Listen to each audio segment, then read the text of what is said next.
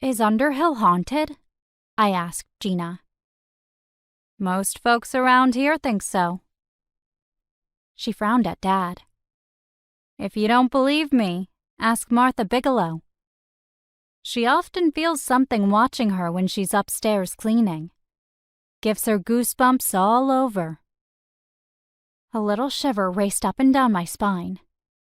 But Dad snorted with disbelief. Gina leaned across the table and gazed into his eyes. Don't tell me you've never noticed anything strange, Mr. Bennett. He shook his head emphatically, but Gina wasn't satisfied. How about your guests, then? They complain about the weather. They fuss about the mattresses and the TV reception, but nobody has ever said a word about ghosts. Dad slid his empty cup toward Gina. How about a refill? Gina took the hint and left to get the coffee pot, but I wasn't ready to drop the subject.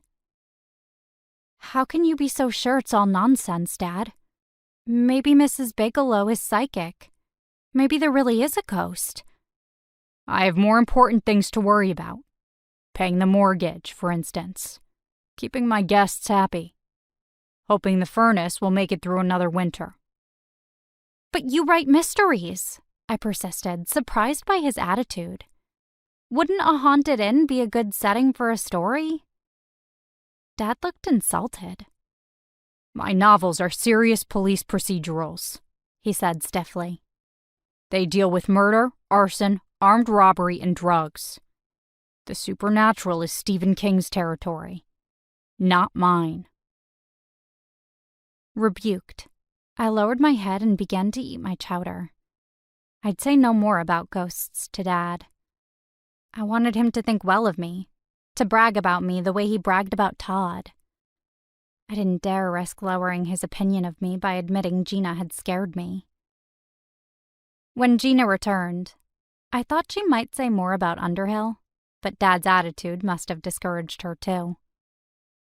She made a comment about the record-breaking cold, totaled our bill, and walked off with Dad's tip jingling in her pocket.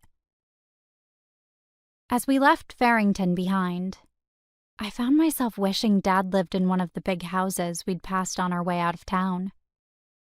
They'd looked as warm and welcoming as illustrations in a child's picture book. Surely no ghosts lurked in their cozy rooms. Dad caught me shivering and smiled, mistaking the reason. Maine takes some getting used to, Cynda. We only have 2 seasons, you know. 11 months of winter and 1 of summer. I forced myself to laugh, but my father's joke didn't dispel the odd, lingering dread I felt. Staring into the darkness ahead, I wondered why people thought Underhill was haunted. Since I couldn't ask Dad, I'd talk to Mrs. Bigelow the next time she came to clean the inn. Maybe she'd tell me what sort of ghost watched her from the shadows.